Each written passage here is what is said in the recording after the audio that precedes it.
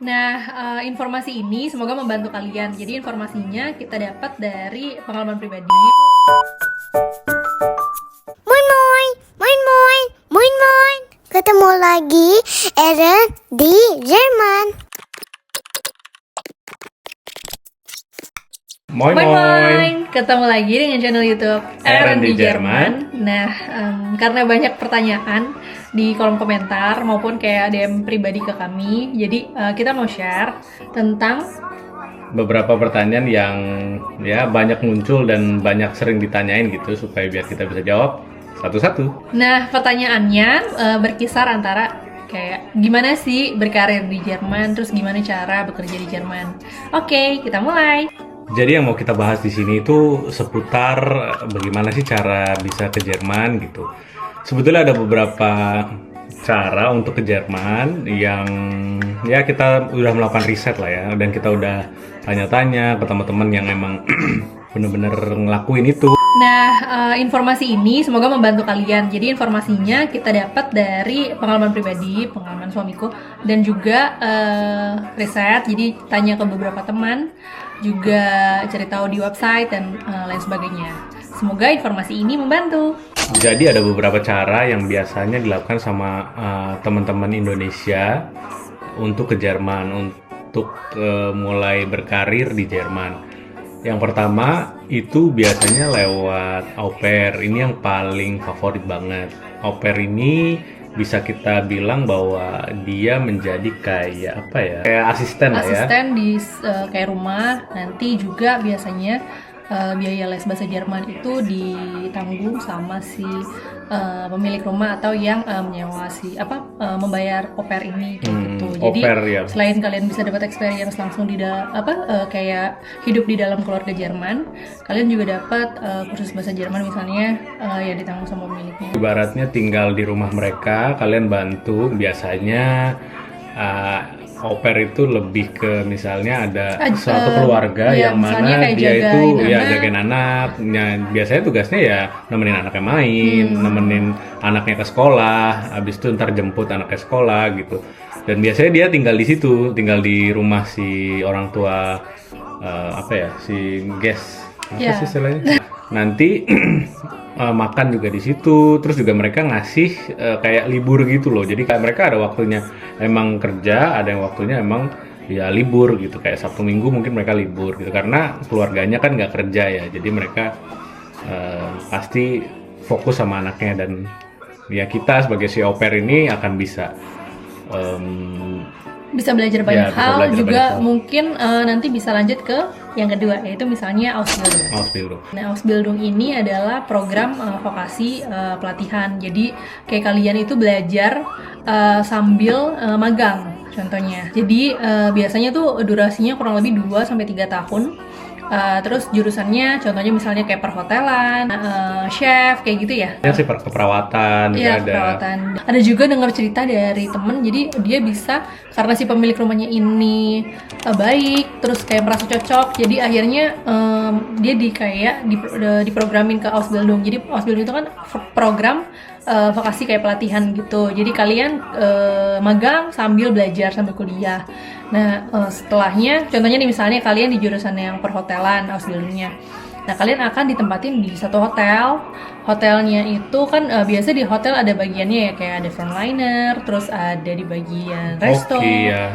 terus kokinya, terus kayak ada kepelayanan tamu atau di housekeeping. Ya, Nah, housekeeping. jadi nantinya kalian akan kayak dirotasi gitu di satu hotel itu supaya kalian tuh menguasai pekerjaan-pekerjaan itu selama program kuliah Ausbildung kalian tadi kayak gitu. Yaitu sekitar 2 sampai 3 tahun.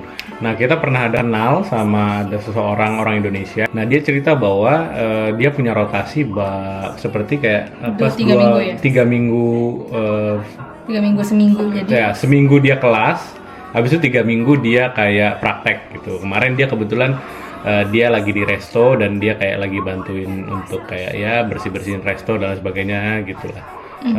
Jadi menurut kami sih itu programnya worthy ya. Jadi kayak misalnya kalian tuh dibayar saat magang, tapi memang sih tergantung penempatan dari hotel atau tempat pelatihan kalian itu.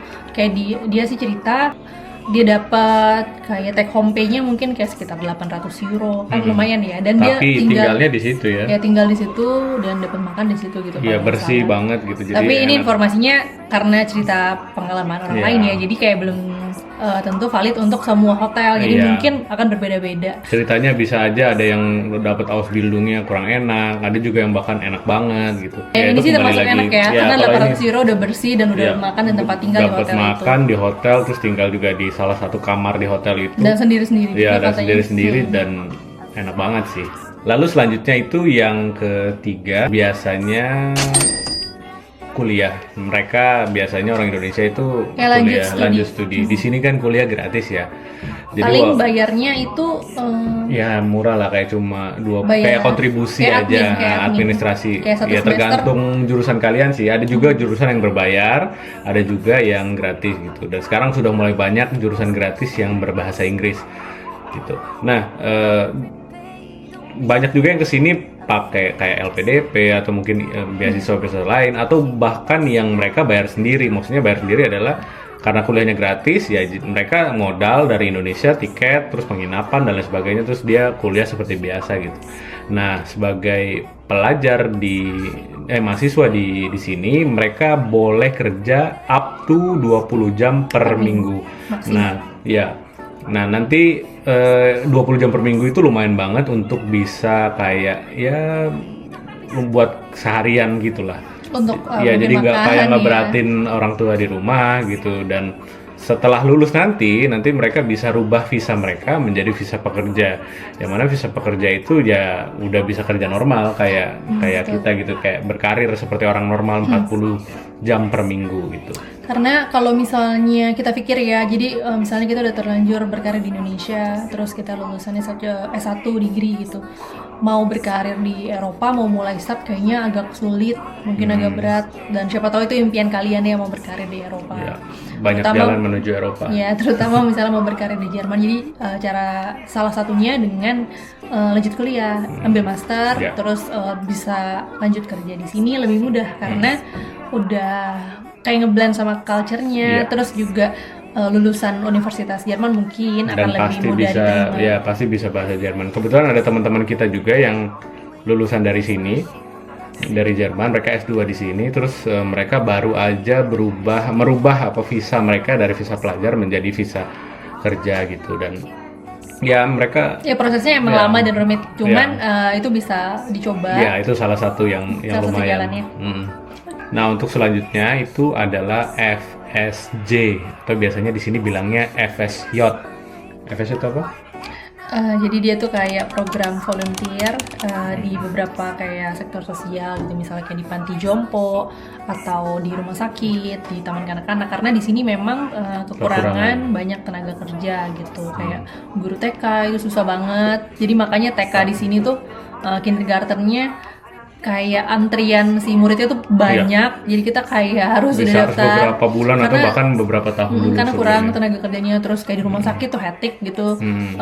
Walaupun sebenarnya pasiennya yang nggak terlalu banyak, nggak sebanyak di Indonesia, cuman karena mungkin tenaga kerjanya agak kurang, jadi terlihat lebih hektik gitu terus. Dan Kalau di FSJ ini dia dapat uang juga, cuma apa ya, nggak range-nya banyak nggak ya. terlalu besar ya, Ah, kayak sekitar mungkin 700 sampai 800 Iya, euro. 700 sampai 800 euro, cuma biasanya kayak tiket sudah Makan, ditanggung, iya, makannya makan udah dapat ditanggung, juga. dan akomodasi mungkin dapat kayak diskon lah ya. Ya sebetulnya mirip-mirip kayak Ausbildung, cuma nggak ada sesi kuliahnya. Ini bener-bener kayak cuma pure bantu, tapi dapat ya kayak dapat Uang saku lah ya. 800 sebetulnya nggak terlalu besar Kalau gitu. 800 tuh berapa sih? Kayak 15 Ya juta. sekitar ya. 15-17 juta. Nah, itu akan kembali lagi kepada kita gimana cara kita ngelolanya gitu. Terus selanjutnya adalah Chansekarte, ya Chansekarte, atau biasa sebutnya opportunity card atau chance card. Tapi kalau di sini karte kan dibilangnya card itu adalah dibilangnya karte, kayak blue card, blau karte, ya kayak gitulah. Nah, si opportunity card ini adalah salah satu visa yang mana Baru aja Iya, ya? baru beberapa bulan yang lalu gitu, kayak baru diaktifkan gitu, dan itu adalah memberikan kesempatan kepada orang-orang di luar Eropa, alias non Eropa ya, seperti kita gini, untuk tinggal, diberikan izin tinggal di sini selama 12 bulan dan diperbolehkan untuk kerja 20 jam per minggu. Jadi kayak mahasiswa gitu. Sambil belajar bukan belajar ya, sambil kayak nyari kerja yang sebenarnya. Chansekarte ini kayaknya dibutuhkan minimal bahasa Jerman yang mumpuni. Ya bukan mumpuni ya, maksudnya kayak basic lah, at least A1 kali ya. A1 mungkin atau mungkin Nanti A2. kita share linknya Nah, aja, nanti kita share kalian bisa linknya, baca. nanti kita ada kasih gambarnya di sini. Lalu yang terakhir adalah jalur profesional atau jalur high skill yang dibutuhkan di sini gitu. Di sini yang mau kita cerita adalah yang pengalaman Pribadi. saya pribadi gitu kan. Karena kita jalurnya jalur profesional, nggak pakai lewat yang lain. Kita mandiri seperti kayak kita nge-apply visa untuk misalnya kita mau ke Eropa gitu, mau ke Schengen gitu, mau pakai visa Schengen, kita kayak gitu. Cuma nama visa kita itu namanya Blue Card. Nah, Blue Card ini dia ada persyaratan, harus lulusan sarjana, degree ya, dan degree kita itu juga diakui di Jerman gitu. Dan kita bisa cek itu apakah kampus kita atau jurusan kita itu diakui atau enggak. Nanti ada yang namanya website Anabin. Nanti mungkin kita akan taruh di sini linknya. Terus selanjutnya kita pengen cerita dari Blue Card ini itu gimana caranya awal aku bisa kerja di sini gitu. Jadi pertama itu sebetulnya karena networking. Networking itu penting banget. Jadi semasa kalian mungkin masih sekarang, mungkin masih kuliah atau mungkin masih SMA gitu, coba deh perbaiki networking gitu. Nggak harus terlalu dekat sama orang, tapi nggak terlalu harus jauh gitu. Maksudnya kita kayak punya batasan, tapi kita bisa saling respect supaya suatu hari kalau ada informasi apapun gitu, kayak orang ingat kita ingat orang gitu. Dan jangan lupa perbaiki skill, perbanyak soft skill juga. Kalau kalian misalnya berkarir di satu bidang, mungkin misalnya di bidang teknik ya, jadi berkarir di dunia NDT atau penerbangan contohnya, cari sebanyak-banyaknya networking orang-orang yang memang bekerja di perusahaan-perusahaan kelas dunia. Terus coba perbaiki LinkedIn. Karena jalur profesional itu orang akan lihatnya dari LinkedIn, dari portofolio kalian di LinkedIn kan, dan itu juga bisa jadi salah satu hal yang kayak gurih di mata si rekruter gitu. Misalnya. Dulu kan dia pernah jadi rekruter, jadi ya dia punya pengalaman lah gimana sih kalau kita mau screening orang itu berdasarkan ya minimal dia kita udah lihat CV-nya. Terus kita lihat juga ternyata sosial medianya kayak apa sih, LinkedIn-nya kayak apa sih gitu. Kita pengen lihat secara apa yang dilakuin di dalam dunia maya gitu. Salah satu networking yang cukup baik itu biasanya dari alumni. Misalnya kalian kuliah di suatu kampus gitu ya. Ya pastikan kalian juga terhubung dengan jalur alumni ya, karena alumni ada aja di mana aja gitu. Udah menyebar di mana gitu, dan ya kita jalin lah. Tanya mereka, siapa tahu ada yang sesuai dengan jadi orang yang kita. proaktif. Jadi nggak cuma misalnya nunggu kapan nih jobnya datang kan. Jadi kayak kalian tuh mulai gerak, jadi kayak di mana nih ada lowongan, cari di LinkedIn misalnya keywordnya, cari searchnya. Kalian bisa cari misalnya negara tujuan kalian Jerman, jadi kalian bisa cari lowongan kerja di Jerman yang sesuai sama field kalian. Kalau misalnya kalian teknik, cari yang teknik juga. Nah di Jerman itu nggak menutup kemungkinan orang itu switch karir. Jadi kalau di Indonesia ya mungkin sekarang udah mulai banyak juga yang switch karir dan butuh sertifikasi tambahan dan lain sebagainya. Menurut aku gas aja. Untuk aku bisa dapat kerja di sini itu aku dapatnya dari network dan LinkedIn gitu. Jadi karena ada salah satu teman yang dulu pernah kenal gitu, dan ternyata dia kerja di sama perusahaan yang di sini gitu. Terus dia kayak lagi butuh orang NDT, yang mana NDT itu kan karirku ya, dan kebetulan emang NDT-nya NDT Aerospace gitu. Jadi akhirnya cocok tuh. Ternyata ada kesempatan dan ada skill bertemu, dan ternyata di forward ke supervisor atau manajer yang membutuhkan. Terus lihat CV, ternyata CV-nya juga ya alhamdulillah mungkin menurut mereka oke ya. Terus mungkin dia lihat LinkedIn dan sebagainya. terus akhirnya interview segala macam sampai akhirnya offering gitu. Nah, semua runtutan ini sebetulnya bisa kita bilang ya hoki nggak hoki gitu, karena kalau Kalau kita hoki bilang pun kalau hoki nggak doang ya, siap, iya. Karena kesempatan itu kan mungkin pernah datang bisa dua kali. aja nggak datang 2 kali gitu. Nah, sekarang gimana caranya kita mempersiapkan diri kita semaksimal mungkin pada saat dengan ya, naikin value kita Ya. kan pasti.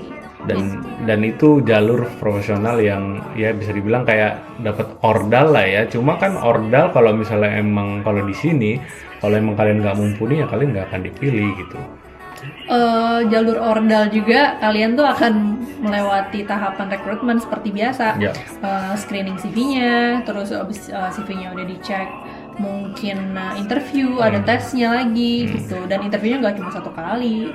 Interview pertama mungkin dengan HR dulu, terus dengan manajer departemen yang nanti akan kalian tempatin, terus lanjut ke VP atau CEO kayak gitu kan. Jadi banyak tahapan-tahapannya yang akan yang akan membawa kalian gitu ke pekerjaan yang sekarang. Jadi networking itu adalah sebenarnya titik awal. Ya. Titik awal, terus kalau kalian siap dengan Opportunity profile itu. ya dan profile LinkedIn yang udah mentereng, udah pasti ditengok dan Tes, ya. Tinggal dites aja, buktiin bahwa apakah betul itu. Dan juga kalau misalnya kalian networknya bagus dan kalian punya impression yang bagus dengan orang yang menetworkkan kamu kepada misalnya contoh bosnya mereka gitu. Nah, si bos itu juga akan Impress, ya. ya. Dia akan kayak ini anak buah gue kan, gue percaya udah pernah gue tes gitu. Terus dia kayak rekomendasiin seseorang gitu. Nah, berarti kayaknya dia nggak akan mungkin main-main dong. Ya udah, gue tes deh. Jadi itu udah trusted Ya. gitu ya. Masalahnya waktu itu aku ternyata nggak pakai interview, maksudnya interview di tes interview nggak ada. Dia cuma lihat CV. Tapi karena udah mentereng ya mungkin lihat CV terus udah oke, terus CV-nya dikasih ke yang bagian untuk ngetes, maksudnya bukan ngetes ya, apa ya, kayak nganalisa nih Review, kualifikasinya ya, udah cukup screening. apa belum gitu kan, karena ada yang responsible untuk itu. Nah, terus ternyata yang responsible bilang ya ini udah oke gitu, tinggal oke, terus disuruh interview. Kemarin pas dulu interview kan mikirnya mau dites nih, ternyata udah siap-siap belajar apa segala macam. Ternyata dia interviewnya cuma kayak pengen tahu, pengen ngobrol gitu, bahwa kenapa kamu mau interview mau join ke sini gitu, padahal di sini kan kayak jauh loh dari rumah, terus kayak Dari dingin negara loh, dingin loh, nanti gimana kalau kamu nggak nyaman apa segala macam. Loh, kok nggak ada pertanyaan-pertanyaan kayak tes gitu sama Pada sekali akhirnya nggak ada. kalau misalnya profil kalian udah oke, value kalian memang sudah terlihat, itu kayaknya yang jadi itu nomor sekian lah Iya, jadinya nomor ya. sekian. Jadi dia kayak cuma akan lihat CV-nya secara langsung, terus juga LinkedIn-nya misalnya contoh dia lihat, terus juga referensi dari orang yang ngasih gitu. Kalau emang network kalian bagus gitu, si yang rekomendasiin itu akan dilihat. Oh, ini orang nggak akan mungkin rekomendasi sembarangan gitu. Dan itu yang penting, kita harus punya impresi yang baik ke semua orang, khususnya untuk profesional ya. Ini dalam artian kita membangun karir. Nah, itu tadi serangkaian apa ya yang bisa kita informasiin sementara ini. Nanti mungkin nextnya kalau ada pertanyaan lagi kita akan Kalian bisa drop bikin di lagi. kolom komentar. Sebenarnya kalau misalnya di video ini kita kayak ngasih teaser aja sih. Kalau misalnya mau informasi lebih jelas, bisa Nanti kita langsung. akan bikin mungkin yang per detail setiap satu-satu, misalnya kayak au pair, terus kayak Shot, Ausbildung, semua nanti akan kita bikinin. Cuma sementara kita bikin yang ini dulu karena emang ya menyesuaikan waktu dan kondisi kita juga gitu di sini. Capek hari ini. Dan pesan terakhir mungkin dari suamiku aja. Ya, jadi jadi- gimana sih cara naikin value kita sebagai pribadi, sebagai seseorang yang ingin berkarir gitu? Iya, maksudnya untuk berkarir di Iya, Jerman untuk ya. berkarir di luar Indonesia misalnya. Ya, yang paling pertama itu adalah mindsetnya kalau kita itu harus memperbaiki diri gitu. Maksudnya adalah selalu challenge diri kita bahwa kita tuh bisa yang lebih baik daripada yang sebelumnya gitu. Dan kalau di kantor nggak kurang-kurangin lah, maksudnya kayak terlalu deket sama orang gitu. Ya oke, deket gitu, mungkin 1 atau 2 gitu. Karena di kantor itu bukan tempatnya untuk bermain gitu. Jadi kita bersosialisasi dekat sama orang nggak apa-apa, cuma jangan terlalu dekat gitu. Jangan juga terlalu jauh gitu. dan kita tunjukin bahwa kita ya profesional Profesional aja dalam gitu. bekerja. Setiap hari itu mereka akan menilai kita gitu. Oh, ini orang kayak senangannya begini, senangannya begitu gitu. Jadi kita tunjukkan bahwa kita itu baik gitu. Dan nanti dari situ mereka akan bisa rekomendasi kita, akan ngelihat kita, oh emang orangnya dia baik, bagus dia kerjanya, atau ini atau itu, oh dia kerjanya main TikTok melulu misalnya contoh. Nah itu impresi-impresi kecil itu yang terus terbangun gitu terhadap kita gitu. Berikutnya kalau menurutku mulai pelan-pelan sedikit-sedikit perbaiki profil LinkedIn Ya. karena itu jalur masuk untuk perusahaan melihat kita sebagai seorang profesional gitu. Jadi misalnya ada masukin beberapa skill yang emang relate dengan jabatan kita sekarang.